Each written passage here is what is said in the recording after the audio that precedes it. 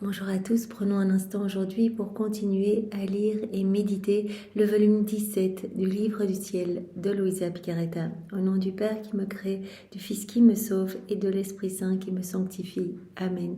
Jésus, une fois de plus, nous courons vers toi, nous nous jetons dans tes bras, nous te serrons fort fort et nous voulons te dire que tu es notre amour, que tu es notre merveille, que tu es notre bien, notre tout, notre trésor, notre vie, que nous avons besoin de toi, que nous ne voulons plus jamais vivre nos volontés déconnectées de la tienne, Seigneur. Nous voulons que tu fasses tout en nous, que tu t'empares de chacun de nos êtres, que tu t'empares de nos regards et que tu regardes à travers nos yeux, que tu t'empares de nos lèvres et que tu parles à travers elles, que tu t'empares de nos mains et que tu travailles à partir de nos mains à nous, que tu marches à travers nos pieds, que tu fasses tout en nous, Seigneur. Nous voulons être collés à toi et que plus personne ne puisse nous détacher de toi, que rien ni personne ne puisse nous éloigner de ton cœur, Seigneur.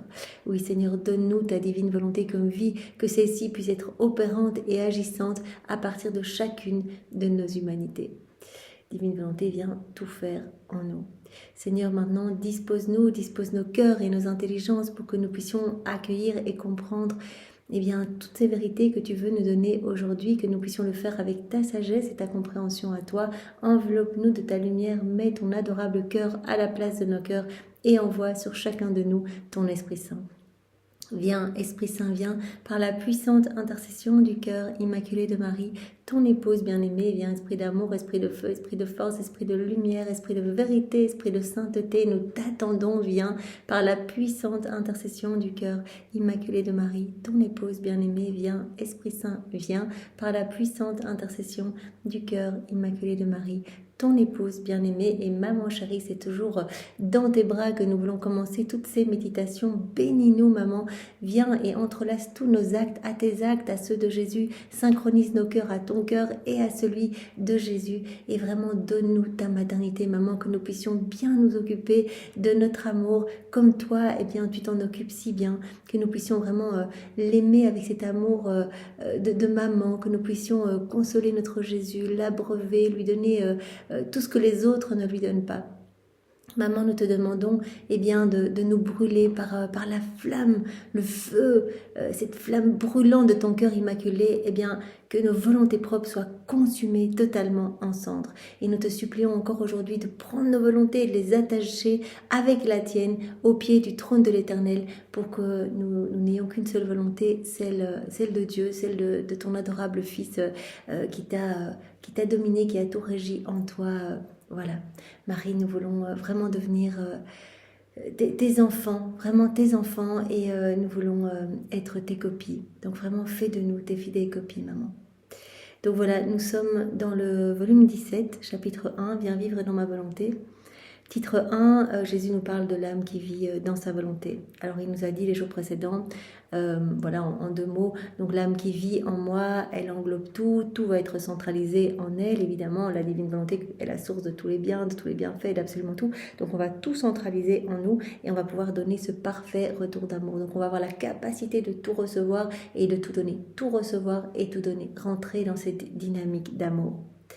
Et alors nos sens vont se désobstruer, donc on va voir cet amour de Dieu partout, on va s'unir à la divine volonté agissante partout, dans tous les éléments créés, partout. Et donc on va recevoir tous les petits cadeaux cachés partout, tous les attributs divins, puisque chaque élément créé est un reflet de Dieu quelque part, des attributs divins. Donc il y a des petites merveilles cachées partout. Et donc dès qu'on s'unit à Jésus, dès qu'on s'unit à sa volonté, on reçoit, que ce soit dans l'œuvre de la création, la rédemption ou de la sanctification. Alors Jésus nous a bien dit aussi les jours précédents que l'âme qui vivait en lui, qui vivait dans sa volonté, elle devenait de plus en plus resplendissante de lumière, acte après acte, chaque acte étant un petit soleil, une vie divine, alimentant cette grande vie de lumière, cette grande vie d'amour, cette vie de prière, cette vie de sainteté, la sainteté la plus parfaite, la sainteté même de Dieu, cette vie même de Jésus. Donc c'est Jésus qui grandit en nous, Jésus c'est la lumière du monde, donc il nous remplit de cette lumière. Donc chacun de nos actes est un soleil, chacun de nos actes englobe Jésus, c'est une vie divine et qui alimente, parce que nos actes sont revêtus de cet amour le plus parfait, cet amour vrai, et donc ces petits actes alimentent Jésus lui-même en nous, donc on devient de plus en plus lumineux. Et donc Jésus agit à partir de nous, à partir du centre de ce soleil de la divine volonté qui se forme en nous, il agit comme en son propre centre. Donc vraiment, la Trinité, vient vivre en nous réellement.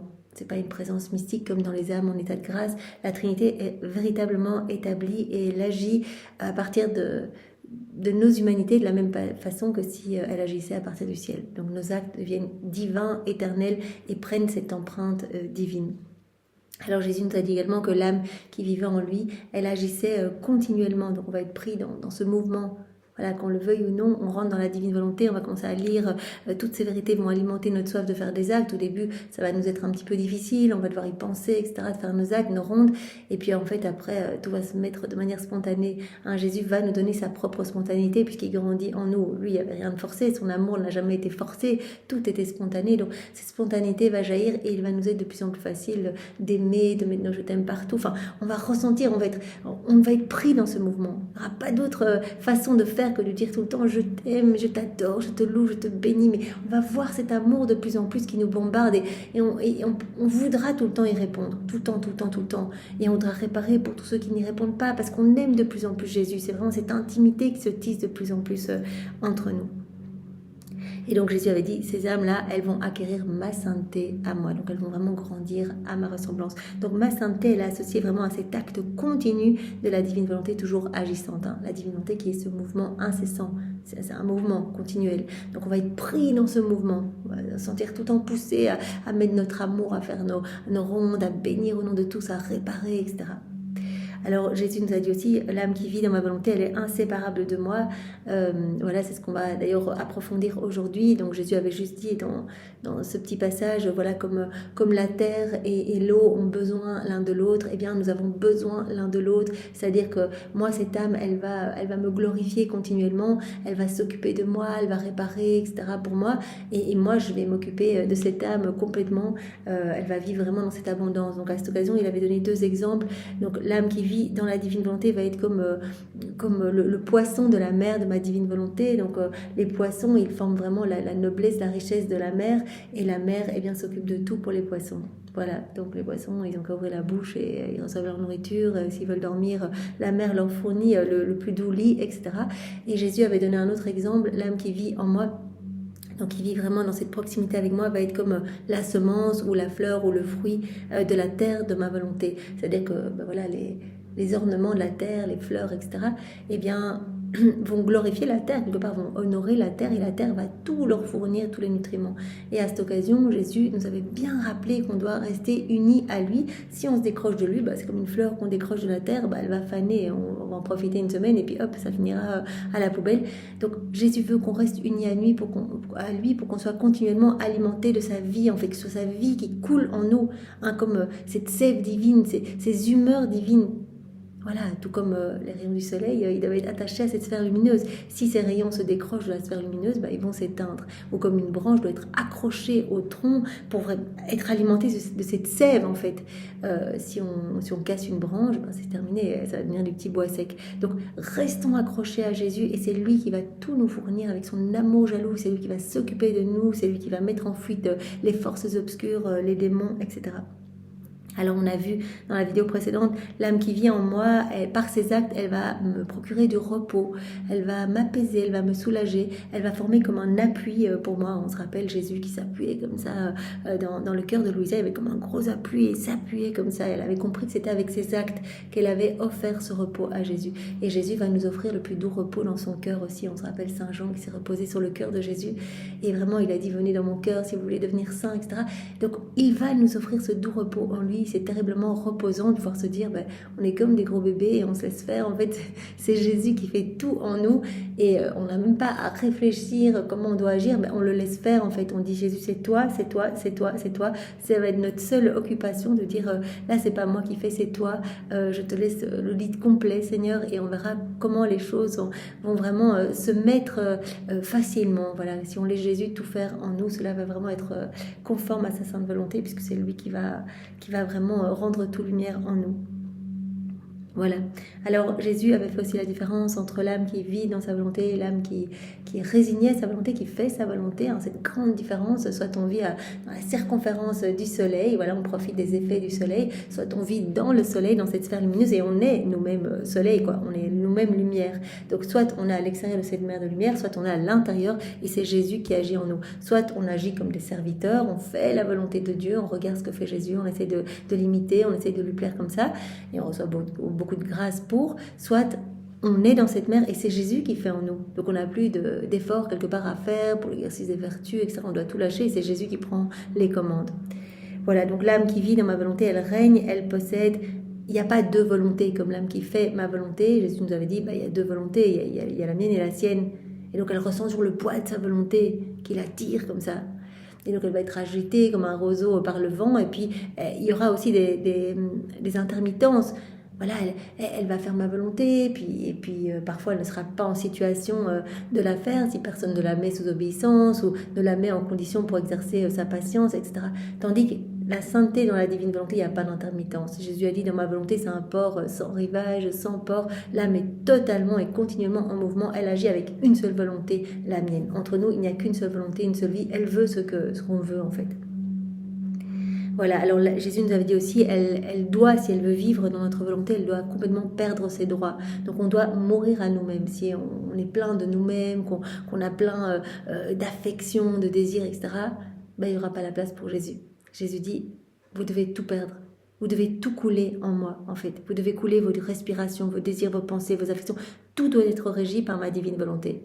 Donc vous perdez vos droits humains et alors vous acquérez les droits divins, les droits d'enfant de Dieu, alors vous recevez tout et donc on devient alors justement ces propriétaires de toutes les œuvres divines, d'absolument tout. Alors Jésus nous avait dit également, l'âme qui vit dans notre volonté, elle nous adore parfaitement au nom de tout. Chacun de nos actes est un acte d'adoration, mais parfaite. On adore parfaitement. Donc c'est-à-dire que par nos actes, voilà, je balaye, je nettoie, je brosse les dents, etc., on bénit parfaitement la Trinité, on la glorifie parfaitement, on l'aime parfaitement, on l'adore parfaitement. Et Jésus, évidemment, est rentré a montré à Louisa l'adoration parfaite, en fait, qui est l'union des volontés. Donc, Louisa s'était retrouvée devant la Trinité, et donc elle s'était sentie comme infusée, le Père qu'il avait vraiment infusé dans la divine volonté, et elle avait reçu la puissance du Père, et puis la sagesse du Fils, et elle était complètement imbibée dans la divine volonté, elle avait reçu la sagesse du Fils, et puis l'amour de l'Esprit Saint. Et donc, Jésus avait dit, tu dois nous adorer avec la puissance, la sagesse et l'amour de la Trinité, de la divine volonté. Et alors, cela va rayonner partout parce que les trois puissances divines sont connectées à la Trinité. Donc, on vous a donné ces trois puissances de l'âme pour nous aimer toujours, en fait, pour que votre volonté soit toujours unie à la volonté du Père, à la puissance du Père, que votre intelligence soit toujours connectée à ma sagesse, à mon intelligence, et que votre mémoire se rappelle toujours de notre amour, de l'amour de l'Esprit Saint. Donc, quand tu vas faire ça, tu vas le faire au nom de tous. Tu vas nous adorer au nom de tous. Voilà, mais tous nos actes sont adoration parfaite. On donne à Dieu tout ce que tous auraient dû donner. On compense pour tous, on supplée pour tous. Alors Jésus nous avait dit aussi, donc évidemment, si on donne tout ce qui est dû à Dieu, à chacun de nos mouvements, à chacun de nos battements de cœur, à chacun de nos battements de cils, on répare pour tous nos frères et sœurs, eh bien on va apaiser la justice divine. Donc c'était le point suivant. Jésus nous a dit, l'âme qui vit en moi, elle apaise notre juste indignation, notre juste colère, parce que nous, en fait, on souffre quand on ne peut pas donner. Hein, on est là, les bras chargés de cadeaux, c'est dans notre nature de donner. On a créé l'homme pour donner, et l'homme ne peut recevoir, n'a la capacité de tout recevoir que s'il vit dans notre volonté. Quand vous vivez dans vos volontés propres, vous ne pouvez pas recevoir. Donc l'âme qui vit dans la divine volonté, elle va venir chercher tout cet amour, dire moi je prends tout, je vois tout, c'est magnifique, je prends tout et je redonne tout. Je donne ce retour d'amour au nom de tous. Donc cet amour qui peut se déverser est donc apaisé en fait. Donc on devient l'exutoire de l'amour de Dieu, hein, c'est pourquoi on a été créé. Et donc on répare pour toutes les générations humaines. Donc la justice divine est apaisée. Et alors Jésus dit, cette âme, elle nous enchante, elle forme un doux enchantement par chacun de ses mouvements, on ne peut pas se détacher d'elle, nos yeux sont aimantés par elle, nos bras sont aimantés par elle, etc. Alors, on continue aujourd'hui avec Jésus qui nous dit, l'âme qui vit en moi, qui vit dans ma volonté, à chacun de ses actes, elle est élevée dans notre sein, on l'élève. Comme cela rejoint ce que Jésus nous a déjà dit, l'âme qui vit dans ma volonté, elle vit au sein même des trois personnes divines, au sein même de la Trinité. Elle participe à toutes les œuvres intérieures et extérieures de la Trinité. On va participer à tout ce que la Trinité fait. On va être avec Jésus dans le vent, dans la mer, à faire pousser les plantes, les fleurs, etc. Et il va faire tout ce que nous on doit faire. On est unis, inséparables.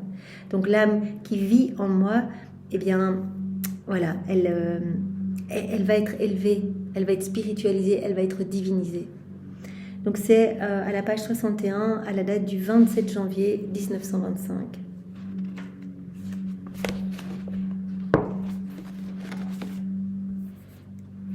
Voilà, c'est très beau et ça va vraiment nous parler à chacun de nous. En tout cas, moi, ça m'a vraiment parlé.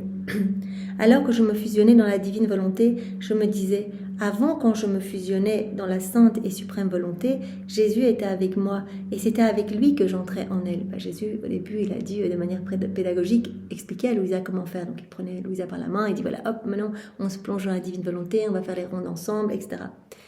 Jésus était toujours avec moi et c'était avec lui que j'entrais en elle. Ainsi, entrer dans la divine volonté était une réalité.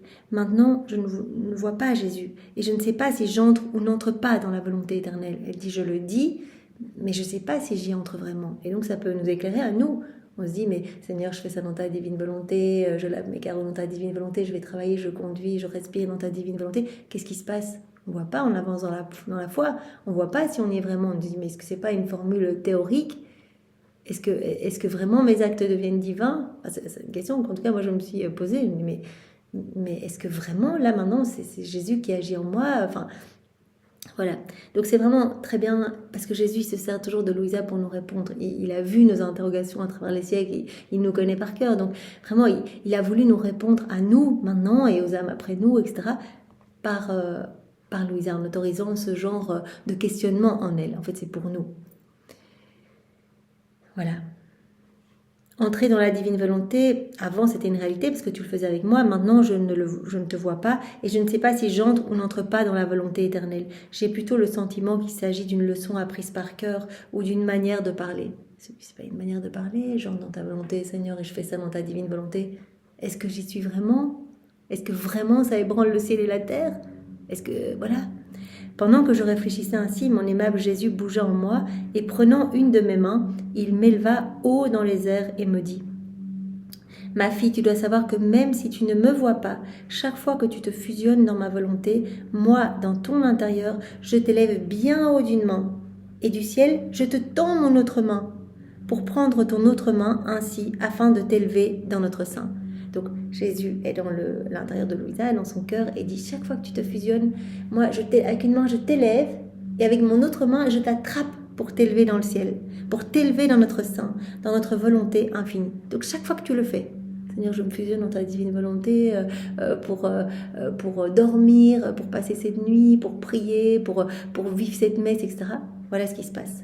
Jésus dans notre intérieur nous élève notre âme comme ça, et de son autre main, il nous attrape pour qu'on vive, pour nous élever dans le sein de la Trinité, dans la divine volonté, dans sa volonté infinie.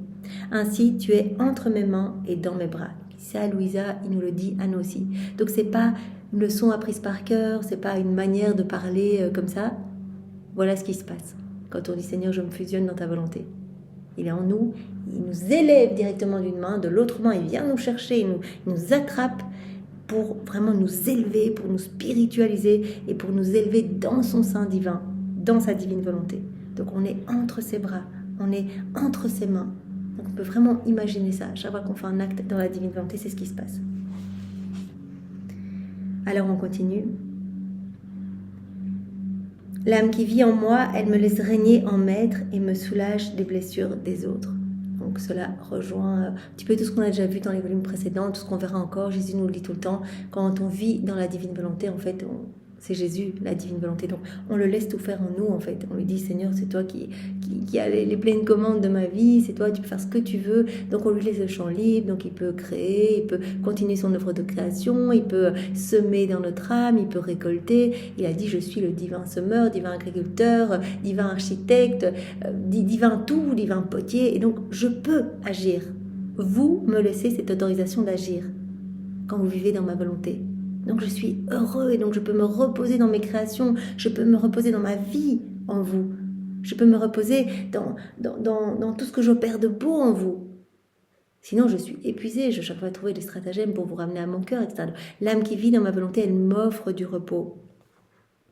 Elle m'offre du repos et elle me laisse régner en elle, en maître. Et elle me soulage des blessures des autres. Donc ça va récapituler un peu ce qu'on a déjà vu précédemment. Donc ça, la date du 8 février 1925, page 63.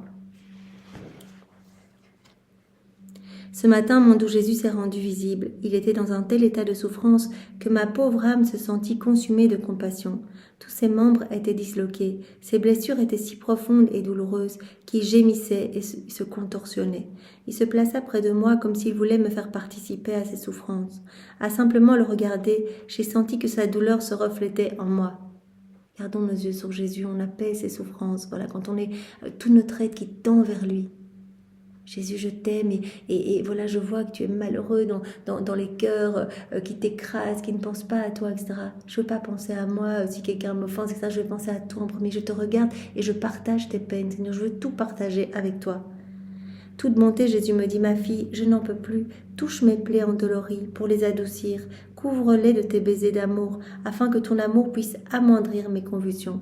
Donne-moi de l'amour. Donne-moi cet amour vrai. Voilà, que tout en toi soit revêtu de ces ondes d'amour éternel. Aime-moi au nom de tous, viens réparer, viens me consoler, atténue mes peines et mes douleurs. Couvre mes plaies endolories de tes baisers, touche-les, afin que ton amour puisse amoindrir mes convulsions. Donc elle voit vraiment Jésus tout défiguré, avec des plaies, etc. Voilà, c'est comme ça que Jésus est dans les cœurs qui vivent dans leur volonté propre. Il est écrasé, il est sur la croix, il vit son agonie, on ne lui donne pas à manger, on ne lui donne pas à boire, on ne s'occupe pas de lui, on lui crache dessus, il est comme étouffé. La vie divine est étouffée par un tas de fumier en fait. Chaque fois qu'on agit dans la volonté propre, boum, c'est une petite cuillère, une petite pelle de boue. Donc Jésus suffoque littéralement quand on vit dans nos volontés propres. Viens, console-moi, couvre mes plaies de tes baisers d'amour, amoindris mes convulsions. Cet état si pénible est l'image véritable de ce que je ressens, de ce que ressent ma volonté au milieu des créatures. C'est Jésus, la divine volonté. Donc quand il se montre comme ça, il dit, voilà, ça c'est comment je me trouve dans les cœurs qui vivent dans leur volonté propre. Ce que ressent ma volonté au milieu des créatures. Ma volonté, elle est présente en elle, mais elle est comme divisée, parce que les créatures font leur propre volonté et non la mienne. Je me sens comme disloquée. Je peux rien faire parce que les créatures font leur volonté plutôt que la mienne, alors que moi je veux le meilleur pour elles. Si elles s'unissent à moi, je peux tout donner, je peux créer, je peux les embellir, je peux les sanctifier, mais elles ne veulent pas. Elles veulent agir dans leur volonté propre. Et donc ma volonté se sent comme divisée parce que les créatures font leur volonté humaine et non la mienne. Ma volonté est comme disloquée, elle est blessée par les créatures. Donc Jésus qui se montre comme ça, il dit, c'est l'état de ma volonté dans les cœurs qui vivent dans leur volonté propre. C'est comme ça que ma volonté est. Elle est toute disloquée, elle n'est pas bien, elle est en agonie, elle suffoque. Et d'ailleurs, ce qu'on ressent comme mal-être, le mal-être général dans la société, les burn-out, les suicides, eh bien en fait, c'est cette déconnexion à Dieu. C'est en fait le râle de l'agonie de la divine volonté que l'on ressent, ce mal-être, ce sentiment de vide, etc. Eh bien, c'est en fait parce que la divine volonté est en train de suffoquer sur la croix. C'est ça, c'est cette suffocation où on cherche à se remplir tant qu'on peut des choses du monde, etc. Mais qu'on ne trouve jamais une vraie satisfaction. C'est parce qu'on est déconnecté de Dieu. Par conséquent, unis ta volonté à la mienne et soulage cette dislocation. Donc ma volonté se sent comme disloquée. Elle suffoque complètement au milieu des créatures. Je me trouve en chacun de mes enfants, mais on ne me laisse pas agir. Donc ma volonté est comme disloquée dans les créatures. Elle est rendue comme esclave de la volonté humaine. Soulage ces dislocations. Toi, donne-moi de l'amour. Toi, laisse-moi agir en toi. Toi, compense pour tout ce que les autres ne font pas. Soulage-moi. C'est comme ça qu'on soulage Jésus, en faisant tous nos actes dans la divine volonté, en le laissant vraiment maître en nous, en lui laissant le champ libre en nous. Alors on le soulage. Je le serrais sur moi et j'embrassais les plaies de ses mains. Oh, comme ses mains étaient abîmées par tant de travaux des créatures, même saints, n'ayant pas leur origine dans la volonté de Dieu. Donc on comprend bien que quand on agit dans nos volontés propres, on cloue les mains de Jésus. Voilà. Donc Jésus montre à Louisa ses mains toutes abîmées, toutes clouées. Et Louisa comprend. Elle dit, je comprenais bien, comme ses mains étaient abîmées par tellement de travaux des créatures, même saints, mais qui n'avaient pas leur origine dans la divine volonté. Pour amoindrir ses souffrances, je serrais ses mains dans les miennes. Jésus me laissa faire ce que je voulais. Il voulait vraiment que je fasse cela. Ainsi j'ai continué avec ses autres blessures, à tel point qu'il resta avec moi presque toute la matinée. Avant de me laisser, il me dit, ma fille, tu m'as soulagée, je me sens mes os replacés. Donc, quand on fait nos petits actes d'amour, voilà, on le fait au nom de tous, on prend les mains de Jésus, on les embrasse, on dit pardon Seigneur pour tous les actes déconnectés de ta volonté, pour tous nos actes mauvais, etc. Oh Jésus, je veux t'offrir tous tes actes à toi, tous les actes de maman Marie, je veux t'offrir tout l'amour des saints, là, comme si c'était la première fois que tu recevais tout cet amour, je veux t'offrir l'amour de ton Père. Oh doux Jésus, je veux t'offrir tout ce que tu as fait dans l'œuvre de la création, de la rédemption, je veux t'offrir tout cela Seigneur. Et je veux unir mes mains aux tiennes pour te soulager un petit peu. Et avec mes mains, je le fais au nom de tous les hommes. J'unis les mains de toutes les créatures parce que si elles sont unies aux tiennes, bah, tu sentiras plus cette dislocation, tu sentiras plus cette distance. Et donc, tes blessures seront apaisées, seront consolées. Et donc, elle fait comme ça pour toutes les blessures. Je mets mes yeux au tien, Seigneur. Je te demande pardon pour tous les regards mauvais, les miens et ceux de toutes les créatures, tous les regards sur les choses du monde, etc. Je t'offre tes regards, ceux de ta maman fixés sur toi, tous les regards d'amour de tous les saints à travers les siècles fixés sur toi. Je t'offre tout en réparation et pour te donner la gloire que tous les hommes auraient dû te donner si leurs yeux avaient été fixés seulement sur toi. Voilà, et on le fait pour tout. J'unis ma bouche à la tienne, Seigneur. Ne permets plus jamais que ma bouche s'ouvre pour dire des choses qui te déplaisent. Je veux que ma langue soit vraiment soudée à la tienne, que je puisse parler uniquement avec ta bouche et ta langue à toi, Seigneur. Je veux vraiment que tu sanctifies toutes mes paroles et je le fais au nom de toutes les âmes de tous les temps pour que tu n'aies plus ces douleurs dans la bouche, ce fiel, ce vinaigre, etc. Pour te donner la gloire que tous t'auraient rendu si les bouches étaient ouvertes uniquement pour te louer, pour te bénir, pour t'adorer, pour t'aimer, Seigneur. Donc elle fait comme ça, elle parcourt tous les membres de Jésus pour les apaiser, en unissant chaque fois les siens à ceux de Jésus, au nom de tous. Voilà, en les embrassant. Et donc Jésus dit, ma fille, tu m'as soulagée, je sens mes os replacés. Mais sais-tu qui peut me soulager et replacer mes os disloqués? Celui qui laisse ma volonté régner en lui. Chaque fois que vous me laissez vivre en vous, eh bien en fait vous m'apportez du soulagement. Vous me donnez tout, vous m'apaisez, parce que vous le faites au nom de tous. Donc vous me laissez agir en vous au nom de tous. Vous me laissez cette pleine royauté, cette pleine souveraineté en vous. Donc vous êtes en train de réparer pour tous ceux qui ne le font pas. Donc qui replace mes os disloqués? Qui m'amène de soulagement? C'est l'âme qui laisse ma volonté régner en elle. Quand l'âme met de côté sa volonté, ne lui permettant aucun acte de vie, ma volonté y règne, y commande et y gouverne en maître. Elle se sent chez elle comme je me sens dans ma céleste patrie. Donc voilà, exactement ce qu'on a dit il y a quelques jours. Si on veut vivre dans la divine volonté, on ne doit rien laisser couler dans notre volonté propre. Donc on doit vraiment mourir à nous-mêmes, on doit perdre nos droits humains. Et à ce moment-là, Jésus va trouver ce plein repos, sa volonté va vraiment régner en nous, elle va gouverner en maître en nous, elle va se sentir chez elle. Me sentant dans ma maison, donc c'est Jésus la divinité, me sentant dans ma maison, j'agis alors comme étant le maître, je dispose de tout à ma guise, j'y mets ce que je veux. Cela me procure le plus grand honneur et la plus grande gloire qu'une créature puisse me donner. Par contre, si l'âme fait sa propre volonté, c'est elle qui agit en maître, qui dispose de tout. Ma volonté y est comme une pauvre étrangère, négligée et parfois méprisée. Je voudrais y mettre mes choses, mais je ne le peux pas, parce que la volonté humaine ne veut pas me laisser de place. Même dans les choses saintes, elle tient à tenir le haut du pavé, comme je me sens inconfortable dans l'âme qui fait sa propre volonté. Voilà, donc on vit dans la divine volonté, on laisse toute la place à Jésus, il peut régner en nous, il peut faire ce qu'il veut, il se sent bien, etc. Là, il se sent soulagé, il se sent apaisé, on lui apporte de la réparation, etc. Dans l'âme qui fait sa volonté propre, Jésus dit, non, là, je ne peux rien faire du tout. Je me sens là comme, en fait, comme un étranger, ma volonté est comme une étrangère, là, elle est comme méprisée. Voilà, et je ne peux pas laisser les cadeaux que je voudrais laisser, parce qu'il n'y a pas l'espace pour que je puisse laisser, je ne peux rien faire, en fait. La volonté humaine ne me laisse aucune place. Même dans les choses saintes, l'âme essaye de garder le haut du pavé. Oh, comme je me sens inconfortable dans l'âme qui fait sa propre volonté. Ça, Jésus nous le dit tout le temps. On fait notre propre volonté, il se sent super mal en nous. Voilà, comme cette image, gardons-la bien en tête pour toute la journée. Jésus, les os tout disloqués, là, en souffrance, plein de plaies, etc.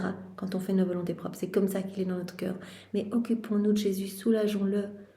Vraiment, apaisons ses peines et ses souffrances en le laissant agir en nous, en réparant pour tous, en l'embrassant pour tous, en l'aimant pour tous, en le consolant.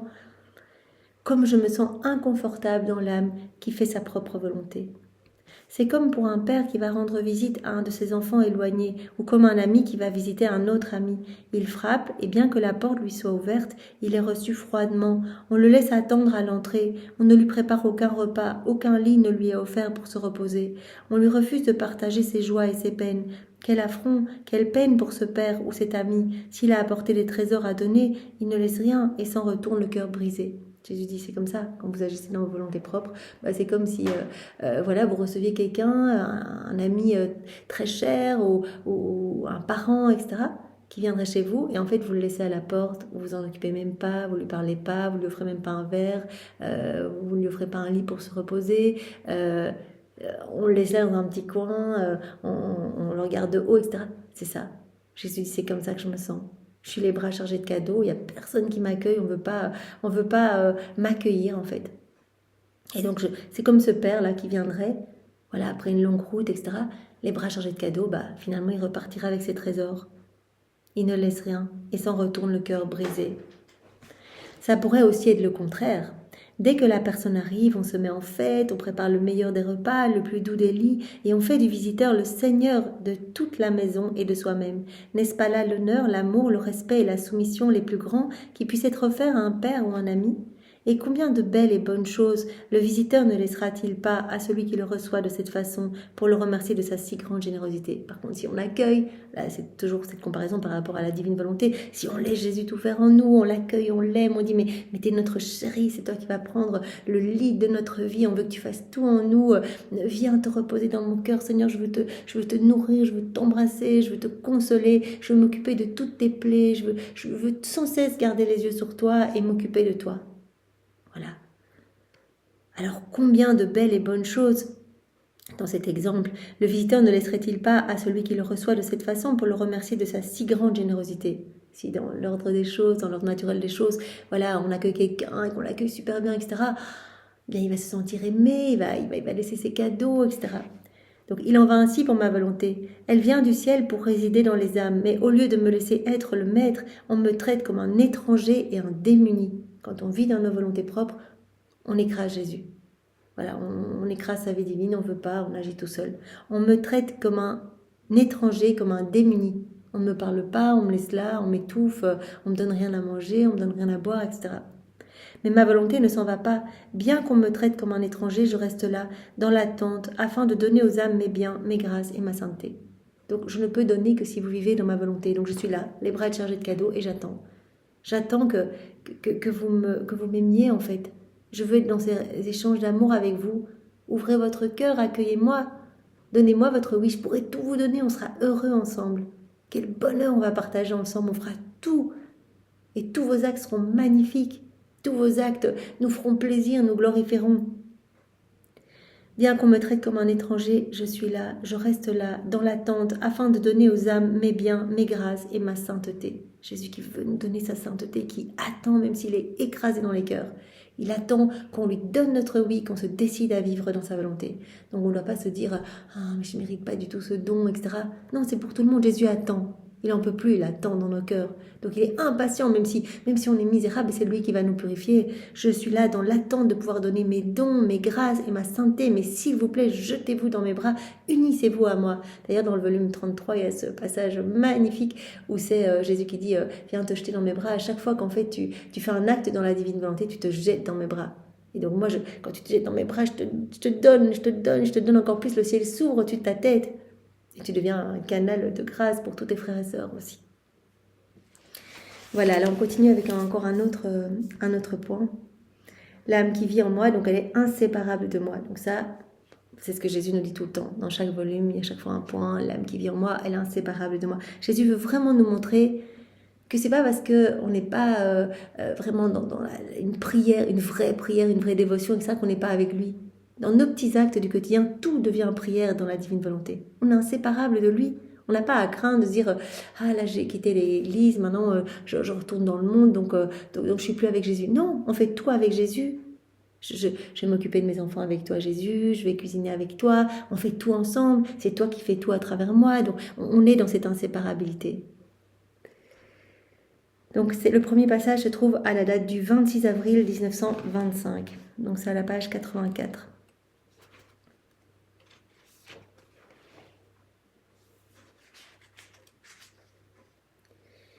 Voilà. Ce n'est pas vrai que je t'ai quitté. Donc Jésus dit ça à Louisa qui souvent se dit, mais Jésus, tu m'as quitté, etc. Ce n'est pas vrai que je t'ai quitté. Comment peux-tu dire cela? Ne me sens-tu pas en dedans de toi? N'entends-tu pas l'écho de ma prière en toi? Ne vois-tu pas comment j'embrasse tout sans que personne ne m'échappe, puisque toutes les choses et toutes les générations sont comme un seul point pour moi? Ne vois-tu pas comment je prie, j'aime, j'adore et je répare pour tous?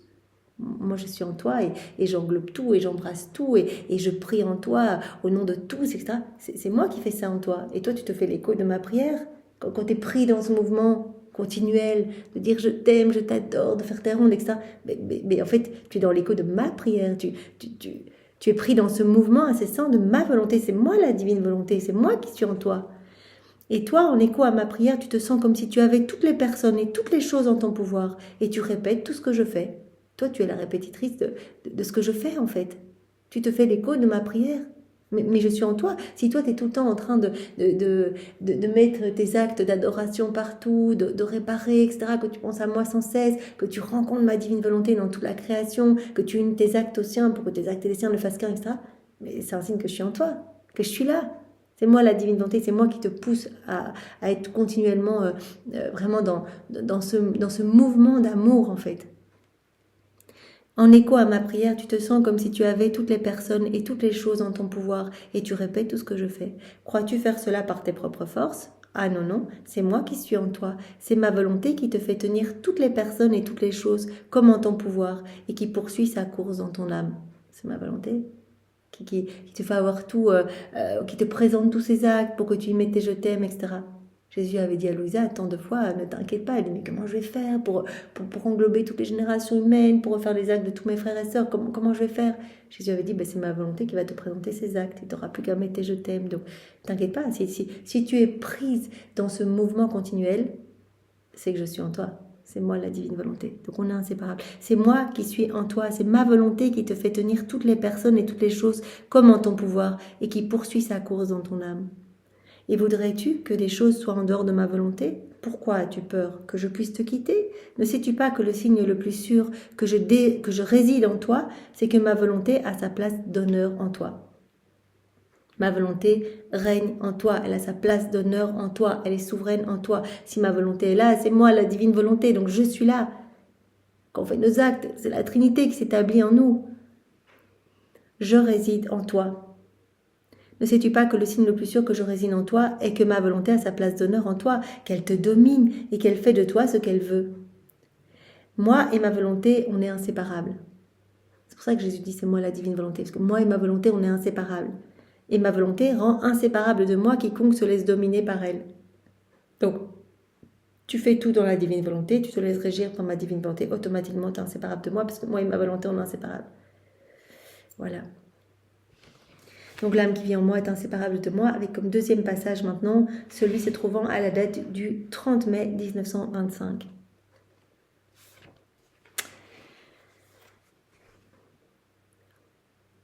Voilà.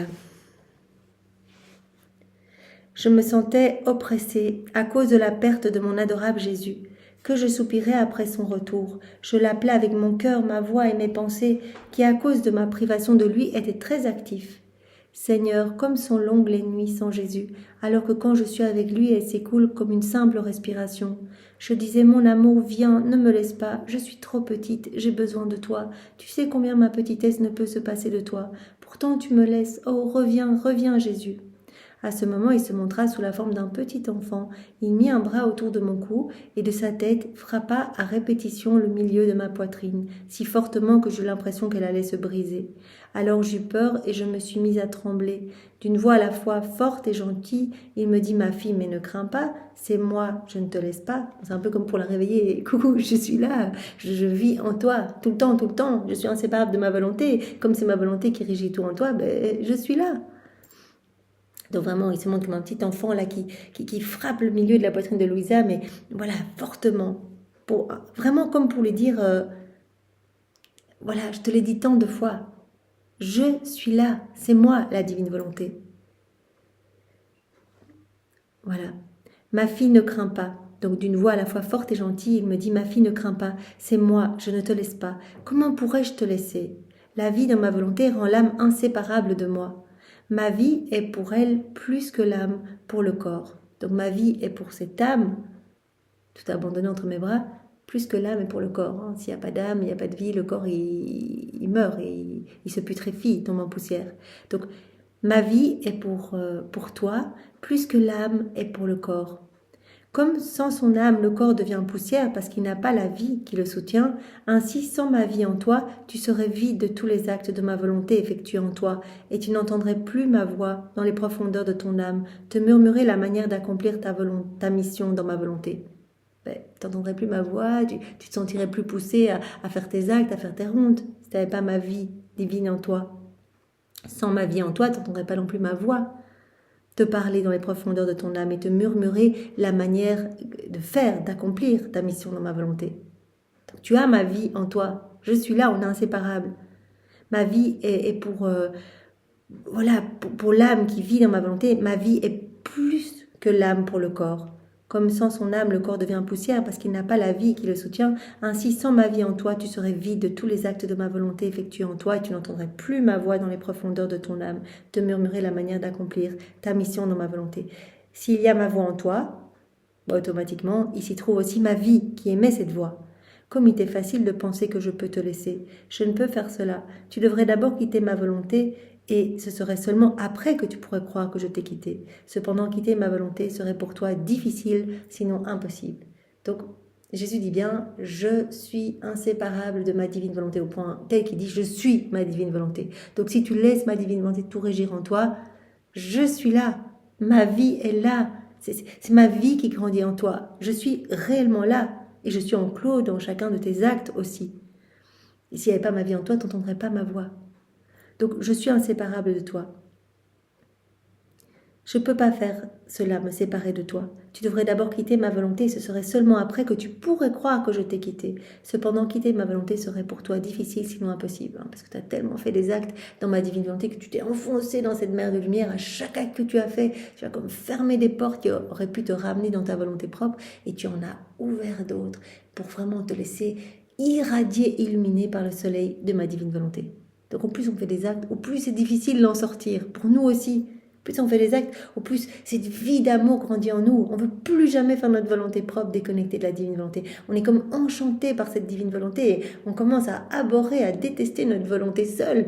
On se rend compte que quand on a des sorties, ça n'a pas la même saveur. Quand on ressort dans la volonté propre, quand notre palais a été habitué aux choses du ciel, aux mets délicieux du paradis, on n'a plus envie de goûter les choses de la terre et surtout, on se rend compte qu'on n'est que misère et que ça ne va pas du tout quand on agit tout seul. Donc on ressent aussi déjà, alors qu'on n'en est qu'au début et que voilà, on ressent que c'est tellement merveilleux d'agir avec Jésus. Voilà. Et c'est pour ça qu'on doit demander tout le temps, Jésus, mais viens, ne me laisse pas vraiment que ta vie divine puisse se former en moi. On fait tout ensemble. Et le demander dès le matin, c'est ça l'acte préalable. Jésus, on fait tout ensemble, s'il te plaît, on fait tout ensemble. Je te donne déjà tous les actes de ma journée que je passe par les mains de Marie pour que tu y mettes déjà ton sceau royal, ton sceau divin. Tout le temps, on l'appelle. Jésus chéri, jamais sans toi, inséparable de toi. Jésus, je mets mes yeux dans les tiens, ta bouche dans la mienne, tes mains dans mes mains, tes pieds dans mes pieds. On avance ensemble, on est unis. Quand on s'unit à Jésus, à son humanité, à sa divinité, à sa volonté, directement, hop, la Trinité est en nous. Voilà, donc c'est vraiment c'est magnifique. Donc Jésus nous a bien montré par ces deux passages cette inséparabilité parce qu'il a dit je suis inséparable de ma divine volonté. Donc évidemment si vous vous laissez régir par ma divine volonté, eh bien je suis là, c'est moi qui vais agir en vous. Donc ça c'est trop bien. Et alors on avait vu il y a quelques jours Jésus qui parlait vraiment de cette expérience, quelque part ce ressenti, on va ressentir de plus en plus cette vie divine couler en nous. Ce que Jésus nous a dit, ce que vous allez ressentir, ce ne sont plus vos émotions, vos sentiments à vous, mais les miens, puisque c'est moi qui grandis en vous. Donc si vous vous sentez triste, ne commencez pas à vous regarder vous-même, à retomber dans votre volonté humaine, dire qu'est-ce qui se passe, etc., vous suranalyser. Consolez-moi tout de suite, c'est moi qui vous partage ça. Si vous vous sentez plein de joie, réjouissez-vous, je vous partage les joies des bienheureux. Si vous ressentez le besoin directement de nous remercier, etc., c'est ma divine volonté qui vous met en mouvement. Voilà, donc c'est vraiment Très beau. Ben, je vous propose qu'on s'arrête ici pour aujourd'hui. C'est tellement beau. Laissons descendre tout ça et demandons à Jésus de faire partie de cette noble corde des enfants de la divine volonté, de pouvoir, voilà, comme cette première image que Jésus nous a donnée à chacun de nos actes, il nous élève pour qu'on vive au sein même de la Trinité, qu'on participe à toutes ses œuvres intérieures et extérieures. Avec sa main, il nous élève et l'autre main nous tire. Donc on est vraiment élevé, on est décroché des choses de la terre. On sent, c'est cet envol de notre âme, quand il dit à Louisa, continue ton envol dans ma divine volonté, continue tes actes en fait. C'est très beau, continue tes rondes.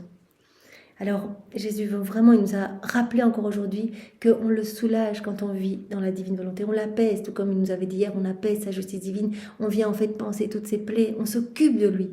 On aime de plus en plus Jésus, on veut s'en occuper, on veut vraiment le cajoler, le prendre dans nos bras. On ne supporte pas le voir avec toutes ses blessures, etc.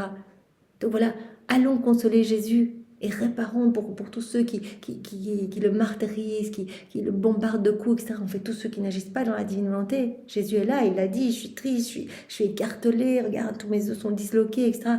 Dans chaque cœur qui vit dans sa volonté propre. Donc réparons, aimons, donnons à Jésus tout ce que tous auraient dû lui donner. Voilà, et Jésus nous a encore dit aujourd'hui, il nous a rappelé, parce qu'il veut nous le dire tout le temps, nous sommes inséparables de lui si nous vivons dans sa volonté. Inséparables. Il n'est pas là dans le ciel et nous on est ici et il nous regarde vaguement. Inséparables. On fait tout ensemble, c'est lui. C'est lui qui agit. C'est juste magnifique. Donc évidemment, il va s'occuper de tout.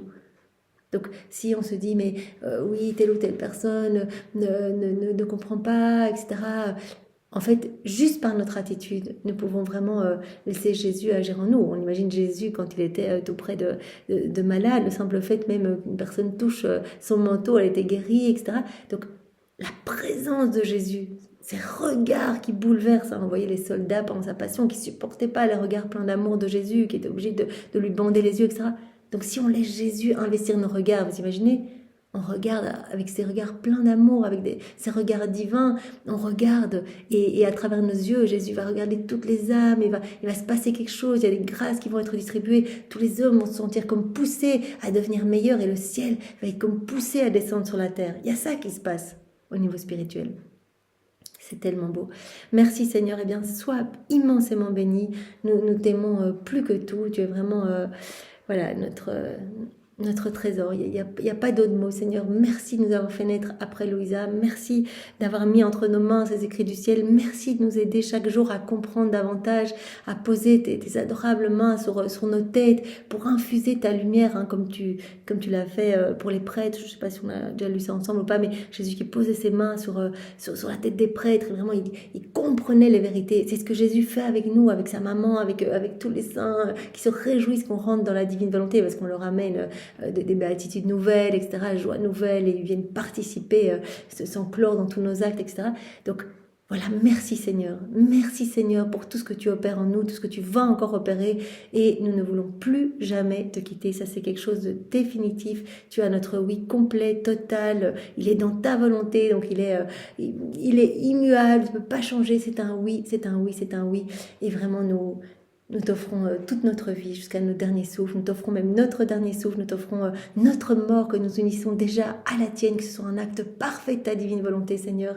Et nous voulons que tu viennes régner dans notre cœur et dans tous les cœurs, Seigneur. Sois béni. Au nom du Père et du Fils et du Saint-Esprit. Amen. Belle journée à tous. Soyez tous bénis. Au revoir.